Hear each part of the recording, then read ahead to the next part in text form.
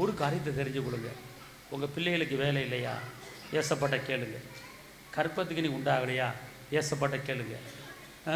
ஊழியம் பண்ணணும் மாஞ்சியாக இருக்கா? ஏசப்பாட்ட கேளுங்க. எல்லாமே அவர்கிட்ட கேளுங்க. அவர் உங்களோடு பேசுவார். பேசாமல் இருக்க மாட்டார். ஆபிரகாம் சந்ததி நம்ம. அப்போ நம்ம முப்பாட்டன்ட்ட பேசினவர் நம்மகிட்ட பேச மாட்டார்? பேசுவாரா?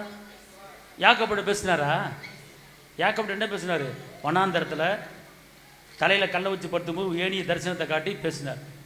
தாவீதுகிட்ட பேசினார், யோசேப்பிட்ட பேசினார், தானியேல்கிட்ட பேசினார், எல்லாத்தையும் பேசினார். அந்த சந்ததியிலே நம்ம வந்திருக்கிறோம். அப்போ நம்மகிட்ட பேசுவாரா பேச மாட்டாரா? சொல்லுங்க, பேசுவார். அப்போ நீங்கள் என்ன செய்யணும்? கர்த்தர்ட்ட என்ன செய்யணும்? கேட்கணும். நீங்கள் கேட்கறது கிடையாது. ஜெபம் என்பது வேறு, துதி என்பது வேறு, வேத வசனம் என்பது வேறு, அவற்றை கேட்கறது வேறு. நீங்கள் துதிச்சுட்டு எப்படி சொல்லப்பட்டிருக்கு வேதம்? ஸ்தோத்திரத்தோட விண்ணப்பத்தை தேவனுக்கு தெரியப்படுத்துங்கள், அப்போது எல்லா புத்திக்கும் மேலான தேவ சமாதானம் நம்முடைய இதயத்தையும் நம்முடைய சிந்தையும் காத்துக்கொள்ளும். அல்லேலூயா, அல்லேலூயா. அப்போ ஸ்தோத்திரம் போட்டு நீங்கள் தேவையில் என்ன செய்யணும்? கேட்கணும்.